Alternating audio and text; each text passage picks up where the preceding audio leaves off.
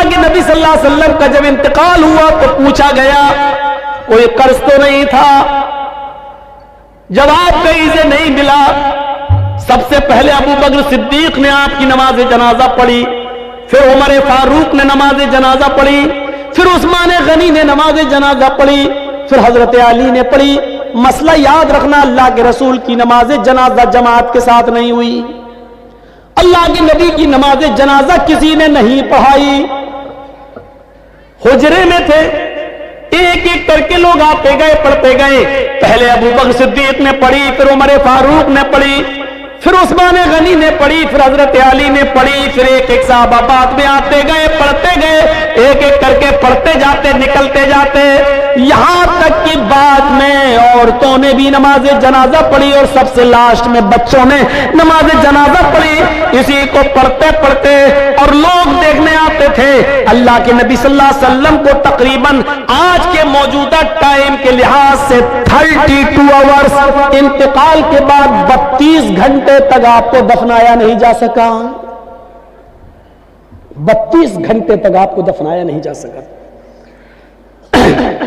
और उसके बाद जब आपको दफना दिया गया, मिट्टी आपकी हो जाती है, तो हजरत अबू बकर सिद्दीक जब तक खलीफा रहे ऐलान करते रहे, लोगों अगर नबी अकरम सल्लल्लाहु अलैहि वसल्लम का कर्ज किसी के ऊपर हो तो वो मुझसे ले ले। लेकिन अबू बकर सिद्दीक 2 साल तक खलीफा रहे, 2 साल तक बराबर ऐलान किया, लेकिन कोई नहीं आया। फिर हजरत उमर फारूक का जमाना आया, हजरत उमर फारूक के पूरे 10 साल तक ऐलान होता रहा, अगर नबी अकरम का कर्ज किसी के ऊपर हो, अगर किसी ने नबी को कर्ज दिया हो और उसका कर्ज बाकी हो तो वो उमर से आकर ले ले। हजरत उमर फारूक के 10 साल की खिलाफत में भी कोई कर्जा लेने नहीं आया। हजरत उस्मान गनी का जब जमाना आया तो 12 साल तक ऐलान किया जाता रहा, अगर नबी अकरम ने किसी से कर्ज लिया है तो वो आकर मुझसे कर्ज ले ले, मैं नबी का कर्ज देने के लिए तैयार हूं। लेकिन 12 साल तक उस्मान गनी के जमाने में भी कोई कर्ज लेने नहीं आया। जरा अंदाजा लगाइए कि कर्जे का मामला कितना भयानक होता है। अल्लाह के नबी सल्लल्लाहु अलैहि वसल्लम अपने इंतकाल से पहले खुद ऐलान कर रहे हैं, अगर किसी का कर्ज मेरे ऊपर है तो ले ले। एक उठते हैं और कहते हैं कि मेरे 3 दिन में आपने दिलवा दिए, फिर कोई नहीं मिला। अबू बकर सिद्दीक ने 2 साल तक ऐलान किया लेकिन कोई नहीं मिला। उमर फारूक ने 10 साल तक ऐलान किया लेकिन कोई नहीं मिला। उस्मान गनी भी कहते रहे कि नबी का कर्ज किसी के ऊपर तो मुझसे ले ले, लेकिन 12 साल तक किसी ने कोई कर्ज नहीं मांगा। गौर करो कि कर्ज का मामला कितना भयानक होता है, क्योंकि कर्जदार आदमी की रूह लटकती रहती है जमीन और आसमान के बीच में। मेरे प्यारे साथियों, जब तक उसका कर्जा अदा न कर दिया जाए, मेरे भाइयों, ये मामला बड़ा अजीब और गरीब रहता है। आइए इस मामले को समझने की कोशिश कीजिए। हुकूकुल्लाह, अल्लाह माफ कर सकता अपना हक, लेकिन बंदे का हक माफ नहीं करेगा। अगर किसी ने किसी से कर्ज लिया है तो पहली फुर्सत में कर्ज अदा कर दे, पहली फुर्सत में कर्ज अदा कर दे, क्योंकि नमाजें बेकार हो जाती हैं, रोजे बेकार हो जाते हैं, हज बेकार हो जाता है। हज इसीलिए फरमाया कि कर्जा लेकर हज जैसी इबादत भी आप करने नहीं जा सकते। कर्जा लेकर कुर्बानी आप कर सकते हैं, लेकिन एक वादा कीजिए, कर्जा जिस आदमी से ले रहे हैं उससे वादा कीजिए कि 1 महीने में मैं आपका कर्जा दे दूंगा, आप मुझे 12,000 15,000 रुपए बतौर कर्ज दे दीजिए ताकि हमें खस्सी ले ले और कुर्बानी कर दे। कर्जा लेकर कुर्बानी की जा सकती है, लेकिन अगर आपको यह अंदेशा हो कि हम उसका कर्जा अदा नहीं कर पाएंगे तो फिर कर्जा लेकर कुर्बानी करना भी आपके लिए जायज नहीं है। अगर आपको यकीन है कि कर्जा हम दे सकते हैं तो 1 महीना 2 महीने की इजाजत लेकर कर्जा ले सकते हैं, लेकिन कर्जा लेकर हज करने नहीं जा सकते, क्योंकि कर्जदार पर हज है ही नहीं। कर्जदार पर हज नहीं, हज तो उस पर फर्ज है जो साहिब इस्तिताअत हो, मन इस्तता इलैहि सबीला, जो इन इस्तता इलैहि सबीला। अगर तुम वहां तक जाने की ताकत रखते हो तो हज करो, तो हज करो। अगर वहां तक जाने की ताकत नहीं है, इस्तिताअत नहीं है, तो आप हज ना करो। कितनी बुरी आदत कहां से कहां निकल गया और कहां बह गया, यहां पहुंच गया मैं, तो मैं कह ये रहा था कि हम अपने दोस्तों को खिला सकते हैं, दुश्मनों को नहीं। लेकिन अल्लाह रब्बुल आलमीन को देखिए, वो अपने दोस्त और दुश्मन सबको खिलाता है, मोमिन और काफिर सबको खिलाता है। ये है रब्बुल आलमीन। इसके बाद आइए दूसरी आयत पर, अर्रहमानिर रहीम। कितनी बड़ी नियामत है, वो बड़ा ही रहम करने वाला, इंतहाई मेहरबान है। अल्लाह कितना बड़ा मेहरबान है, ये समझने के लिए बाद में हम आपको इस तरफ बाद में आएंगे। पहले ये सोचिए, अल्लाह कहता है कि मेरे पास रहमत के 100 दर्जे हैं। इस बात को जरा गौर से सुनिएगा, ये समझ गए तो पूरी तकरीर समझ जाएंगे। अल्लाह ने कहा मेरे पास रहमत के 100 दर्जे। अल्लाह ने कहा मतलब अल्लाह के नबी ने कहा, अल्लाह ने फरमाया, यानी हदीस कुदुसी। अल्लाह के नबी फरमाते हैं कि अल्लाह ने फरमाया मेरे पास रहमत के 100 दर्जे हैं। दुनिया में जो तुम रहमो करम, मोहब्बत और उल्फत देख रहे हो, ये एक दर्जा मैंने दुनिया में उतारा है। रहमत के 100 दर्जों में से सिर्फ एक दर्जा मैंने दुनिया में उतारा है। 99 दर्जे मैंने अपने पास रखे हैं। अब मैं किसी से पूछूं रहमत के कितने दर्जे हैं? 100। और दुनिया में अल्लाह ने कितना दर्जा उतारा है? एक, सिर्फ एक। एक मुर्गी को देखिए आप, मुर्गी बिल्ली को देखती है फौरन भागती है, लेकिन वही मुर्गी जब अंडों पर बैठती है और अंडों से चूजे निकलते हैं, और मुर्गी जहां सड़क पर दाना चुगती है, अपने बच्चे उसके पीछे पीछे आते हैं, अचानक बिल्ली को देखती है मुर्गी तो भागती नहीं है। अब आप देखिए, वो मुर्गी अब भाग नहीं रही है, क्योंकि जानती अगर मैं भागूंगी तो मेरे बच्चे मारे जाएंगे। वो मुर्गी अपने परों से खोलकर अपने बच्चों को समेटती है और बिल्ली के सामने सीना तान के खड़ी हो जाती है। इस मुर्गी के अंदर अपने बच्चों की मोहब्बत और अपने बच्चों की उल्फत के लिए परों का खोल देना और अपने बच्चों का समेट लेना, ये उसी एक दर्जे मोहब्बत का हाल है। ये उसी एक दर्जे मोहब्बत का हाल है, 99 दर्जे नहीं। एक कुतिया जब उसके बच्चे पैदा करने का वक्त आता है, तो आप देखिए कुतिया भी ऐसी जगह तलाश करती है कि हम अपने पेट से अपने बच्चों को जन्म दे सके, जहां दूसरे कुत्ते न पहुंच पाए और खतरनाक जानवर वहां पहुंचकर हमारे बच्चों को मार न डालें। आपने देखा कभी? वो कुतिया भी ऐसी जगह तलाश करती है जहां उसके बच्चे महफूज रह सकें। ये मोहब्बत उस कुतिया के अंदर किसने डाली? एक बकरी को देखिए, एक गाय को देखिए, एक भैंस को देखिए, जब वो बच्चा जन्मती है तो कितनी गलाजत और गंदगी उस बकरी के बच्चे के अंदर होती है। वो बकरी, वो भैंस, वो गाय जब बच्चा पैदा करती है तो अपनी जबान खोल देती है और अपने बच्चे के जिस्म पर लगी हुई गंदगी को अपनी जबान से चाटती है और अपने बच्चे को खड़ा करने की कोशिश करती है और फिर उस बच्चे में रूह ठोक देती है। और फिर आप देखिए, जब भैंस या गाय का मालिक उस गाय के दूध को दुहता है तो गाय और भैंस अपने बच्चे को पिलाने के लिए थोड़ा सा दूध ऊपर चढ़ा लेती है, तसव्वुर करो। और जब उसके बच्चे को छोड़ा जाता है तो फौरन वो गाय और भैंस दूध को नीचे उतार के अपने बच्चों को पिलाती है। ये मोहब्बत, ये उल्फत उस गाय के अंदर, उस भैंस के अंदर, उस बकरी के अंदर किसने रखी है? ये उसी मोहब्बत, उसी रहमत के एक दर्जे का हाल है, उसी रहमत के एक दर्जे का हाल है। और सुनिए, जिसने 99 दर्जे अपने पास रखे हो वो कितना मेहरबान होगा। एक बकरी जब अपने बच्चे पर इतना मेहरबान है, एक कुतिया अपने बच्चे पर इतना मेहरबान है, एक मुर्गी अपने बच्चों के लिए इतना मेहरबान है, तो सोचिए ये अभी एक दर्जा है। अभी हम इंसानों पर नहीं आए, अभी हम इंसानों पर नहीं आए। हजरत उमर फारूक फरमाते हैं, एक जंग के अंदर कुछ कैदी गिरफ्तार किए गए और गिरफ्तार करके उनको जनाब मोहम्मद रसूलुल्लाह के सामने लाया गया। एक जंग के अंदर कुछ कैदियों को गिरफ्तार किया गया और उन कैदियों को मोहम्मद रसूलुल्लाह के सामने पेश किया गया। उन कैदियों में एक औरत भी थी। जो कैदी कैद करके लाए गए, जो मुजरिम कैद करके लाए गए, उन मुजरिमीन की लिस्ट में, उन कैदियों की लिस्ट में एक औरत भी थी।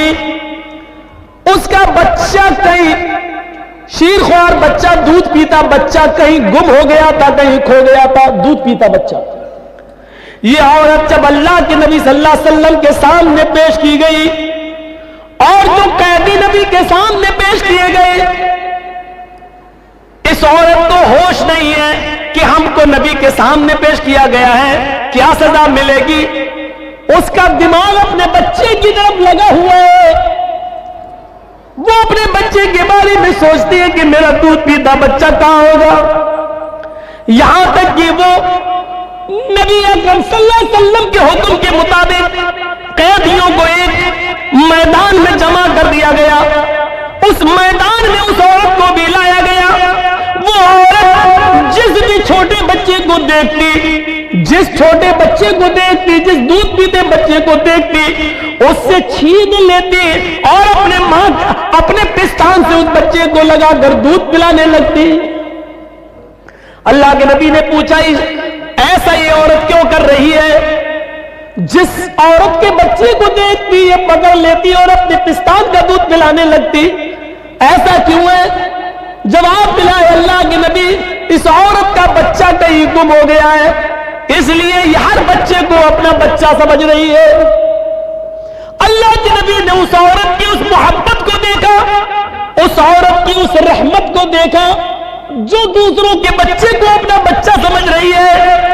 अल्लाह के नबी सहाबा से सवाल करते हैं, आए मेरे साथियों, अगर इसको इसका बच्चा मिल जाए और फिर इस औरत से कहा जाए कि अपने बच्चे को आग में फेंक दो, तो तुम क्या उम्मीद रखते हो, क्या ये औरत अपने बच्चे को आग में डाल देगी? तसव्वुर करो नबी का सवाल। जो औरत दूसरे के बच्चे को अपना बच्चा समझ रही है, अगर इसको इसका बच्चा मिल जाए, फिर इस औरत से कहो कि अपने बच्चे को आग में डाल दे, जलती हुई आग में डाल दे, तो क्या वो डाल देगी? सहाबा ने कहा नहीं, हरगिज नहीं। उसकी मोहब्बत ये कभी गवारा नहीं करेगी कि वो अपने बच्चे को आग में डाल दे। अल्लाह के नबी फरमाते हैं, मेरे साथियों, रब की रहमत के 100 दर्जों में से एक दर्जा रहमत का ये हाल है कि वो अपने बच्चे को आग के हवाले नहीं कर सकती है। जिसके पास 99 दर्जे रहमत हो, वो कयामत के दिन अपने बंदे को जहन्नम की आग में कैसे डालेगा? उसकी रहमत ये कैसे गवारा करेगी कि अपने बंदे को जहन्नम में डाल दे? लेकिन बंदे गुनाह कर करके, शिरक कर करके, बिदअतें कर करके, शराब नोशी कर करके, हराम खा खा कर, हराम की कारोबार कर करके अपने आप को खुद जहन्नम में ले जाते हैं, तो उसमें अल्लाह की रहमत फिर गजब में बदल जाती है।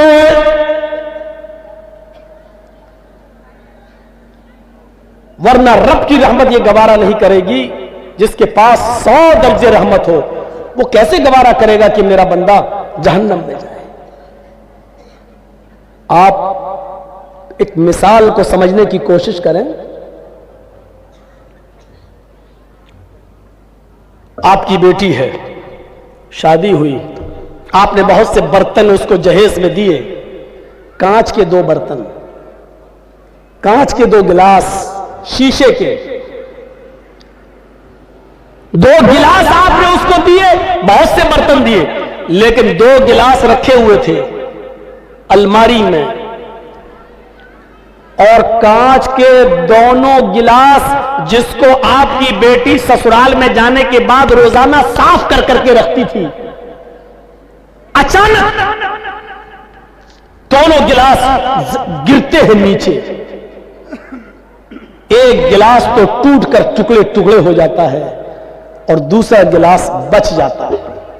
इत्तेफाक है, दूसरा गिलास बच जाता है। अब आपसे मैं पूछता हूं, आपकी बेटी किस गिलास की हिफाजत करेगी, जो बच गया उसकी या जो टूट गया उसकी? कोई भी अक्लमंद इंसान होगा, उसको अगर खड़ा करके पूछा जाए तो वो यही कहेगा, अरे जो टूट गया है उसकी क्या हिफाजत करेगी, वो तो चकनाचूर हो गया है। उसकी हिफाजत करेगी जो बच गया है। तो जो गिलास बच गया उसको उठाएगी, उसको पोंछेगी और फिर रख देगी, और जो टूट गया, चकनाचूर हो गया, वो जानती है कि ये जुड़ नहीं सकता। अब उसको घर में भी रखना गवारा नहीं करेगी, झाड़ू से इधर उधर कांच तो नहीं बिखर गई, किसी के पैर में न चुभ जाए, इसलिए उस जगह को साफ करके उस टूटे हुए कांच के गिलास को साफ करेगी और एक बर्तन में लेकर डस्टबिन में डाल देगी या बाहर कूड़े में जाकर फेंक देगी। उस टूटे हुए गिलास को कभी वो अपने पास नहीं रखेगी। क्यों? हर चीज का एक क्वेश्चन होता है, क्यों? यह भी एक क्वेश्चन है। वो सही सलामत गिलास की हिफाजत कर रही है, लेकिन टूटे हुए गिलास को घर से बाहर क्यों फेंक रही है? इस क्यों का जवाब है, सही सलामत गिलास की हिफाजत इसलिए कर रही है क्योंकि वो काम की चीज है, वो पीने के काम आएगा, मेहमानों को पानी पिलाने के काम या चाय पिलाने के काम या दूध पिलाने के काम आएगा। लेकिन टूटा हुआ बर्तन किसी काम का नहीं, इसलिए उसको बाहर फेंक रही है। चलिए, अब मैं आपसे पूछता हूं कि एक मां के दो बेटे हैं, दोनों बेटे जवान हैं, एक पढ़ लिख कर बहुत काबिल हो गया है, उसकी सरकारी सर्विस लग गई है, उसको 1 लाख रुपया महीना मिल रहा है। मां बूढ़ी हो चुकी है, बाप का इंतकाल हो चुका है, वो बेटा 1 लाख रुपया महीना कमाता है, 50,000 रुपये महीना कमाता है, और उसी पर वो अपना पेट भी पालता है, अपने बीवी बच्चों का पेट भी पालता है और अपनी बूढ़ी मां का भी ख्याल रखता है। लेकिन उसी मां का एक दूसरा बेटा है, वो भी जवान है, लेकिन उसके दोनों पैरों में पोलियो है, लकवा मार चुका है, उसके दोनों हाथों में कंपन है, हाथ भी उसके लकवा मार चुके हैं, वो न उठने के लायक है, न अपने से बैठ सकता है, न अपने से खा सकता है, न अपने से पेशाब और पायखाना कर सकता है। इस बच्चे की उम्र भी 18-20 साल है, इसका भाई भी 20-22 साल का है, जो कमाता है और अपनी मां को खिलाता है। लेकिन ये बेचारा अपाहिज बच्चा, दोनों पैरों से अपाहिज, दोनों हाथों से अपाहिज, बिस्तर पर लेटा है, ये न कमा सकता है, न मां का पेट भर सकता है, न खुद खा सकता है। ये बच्चा भी नाकारा है, किसी काम का नहीं है, बेकार है, बल्कि ये बच्चा अपने मां पर भी बोझ बना है, बल्कि अपने बड़े भाई की ऊपर भी बोझ बना हुआ है। मैं आपसे पूछना चाहता हूं, मां इन दोनों बच्चों में से किस बच्चे की हिफाजत करेगी और किस बच्चे को अपने घर से बाहर निकालेगी? आपका जवाब होगा, वो किसी भी बच्चे को बाहर नहीं निकालेगी। वही औरत जो कांच के गिलास की हिफाजत कर रही है, जो बच गया क्योंकि वो काम का है। लेकिन मां उस काम के बच्चे से ज्यादा देखरेख इस बच्चे की कर रही है, जो दोनों बिस्तर, अपने दोनों पैरों, दोनों हाथों से अपाहिज और लकवे का शिकार है, 40 मार चुकी है, उसकी हिफाजत कर रही है। मां उस बच्चे के सर से पसीना नहीं पोंछेगी जो मेहनत करके आया है, इस बच्चे के सर से पसीना पोंछ रही है जो बिस्तर पर लेटा है। मां उस 20-22 साल के बच्चे का पेशाब और पायखाना साफ नहीं करा सकती है, बल्कि अब इतना बड़ा हो चुका है वो बच्चा कि वो मां अपने बड़े बेटे की शर्मगाह भी देखना गवारा नहीं करेगी, लेकिन इस 18 साल के 20 साल के बच्चे की शर्मगाह देखना तो बहुत दूर की बात, उसकी गंदगी को भी अपने हाथ से साफ कर रही है और उसकी पेशाब की जगह को भी धो रही है। मेरे भाइयों, तसव्वुर कीजिए मां के दिल में ये रहम और ये मोहब्बत का जज्बा ये कहां से आया। ये उसी रब की 100 दर्जे रहमत में से उतारी हुई एक रहमत के एक दर्जे का हाल है। ये मां उस बच्चे से ज्यादा प्यार करेगी जो बच्चा अपाहिज है, लंगड़ा लूला है और लकवे का शिकार है। ये मां उसकी ज्यादा देखरेख कर रही है। क्यों? अगर अल्लाह मां बाप के दिल से ये रहमत निकाल दे तो मां बाप से बड़ा हमारा दुश्मन कोई हो सकता है? बताइए। कमीना पैदा हो गया, कमाए हम और मर के हम चले जाएं तो हमारे बनाए हुए घर में तू रहेगा? बाप की मेहनत, बाप का रात में जाग जाग कर मेहनत करके मजदूरी करके बिल्डिंग बनाना, जबकि बाप को मालूम है कि इस बिल्डिंग में हम नहीं रहेंगे, मेरे मरने के बाद मेरी औलाद रहेगी। अगर अल्लाह बाप के मां के दिल से ये मोहब्बत निकाल दे तो मां बाप से बड़ा हमारा दुश्मन कौन हो सकता है? मेरी मेहनत की कमाई में तू रहेगा, लेकिन नहीं रहेगा। क्यों? क्योंकि बाप की मोहब्बत ये गवारा नहीं कर सकती है कि मेरी औलाद मारी मारी फिरे। ये मोहब्बत किसने पैदा की है? उसी रब ने। और 100 दर्जे रहमत के एक उतारा है, और एक रहमत के दर्जे का हाल यह है जो मुर्गी अपने बच्चों से प्यार कर रही है, बकरी अपने बच्चों से, भैंस अपने बछड़े से, गाय अपने बछड़े से। ये मोहब्बत का तकाजा है और मां अपने बेटे से मोहब्बत कर रही है। ये मोहब्बत का तकाजा है मेरे प्यारे साथियों। जरा तसव्वुर करो रब की रहमत का एक दर्जा। अब जरा आइए फिर देखिए रब की रहमत का हाल क्या है। आइए और फिर देखिए कि रब की रहमत का हाल क्या है। फरमाया कि अल्लाह रब्बुल आलमीन की रहमत ये कैसे गवारा कर लेगी? जब एक मां अपने बच्चे को आग में डालना गवारा नहीं कर सकती है तो अल्लाह रब्बुल आलमीन की रहमत ये कैसे गवारा करेगी? जबकि उसके पास रहमत के 100 दर्जे, कैसे गवारा करेगी कि अपने बंदे को आग में डाल दे? बनी इस्राइल का एक वाक़या बयान करते हुए नबी अकरम ने फरमाया, एक शख्स अपने ऊंट को अपने घर के सारे सामान के साथ पैक करके निकलता है और एक सहरा और जंगल से होता हुआ जाता है। थक गया, जंगल में एक पेड़ से दरख्त से वो अपने ऊंट को बांध देता है और थोड़ी देर दरख्त के साए में आराम करने लगता है। आंख खुलती है तो देखता है कि मेरा ऊंट गायब। उसमें पूरे घर का सामान बंधा था। अब ऊंट गायब, होश उड़ गए हैं, ऊंट गायब, मेरे घर का पूरा सामान ऊंट पर और ऊंट गायब। वो कभी इस झाड़ी जाता, कभी उस झाड़ी में देखता, कभी इस पहाड़ी पे चढ़ता, कभी उस पहाड़ी पे चढ़ता। वो पूरा जंगल तलाश कर डाला लेकिन उसको ऊंट नहीं मिला। उसको ऊंट नहीं मिला। पूरा जंगल तलाश कर देता है लेकिन उसको ऊंट नहीं मिलता है। मायूस होकर उसी पेड़ के पास आता है, हाथ सर पे रखकर सोचने लगता मैं क्या करूंगा। बड़ी मेहनत से माल कमाया था, गायब हो गया ऊंट, कहां चला गया? अब कितना दिन लगेगा उतना माल कमाने में और अपने घर का साजो सामान बनाने में कितना वक्त लगेगा? अब ये सोच ही रहा था, थका हुआ था कि अचानक नींद आ गई।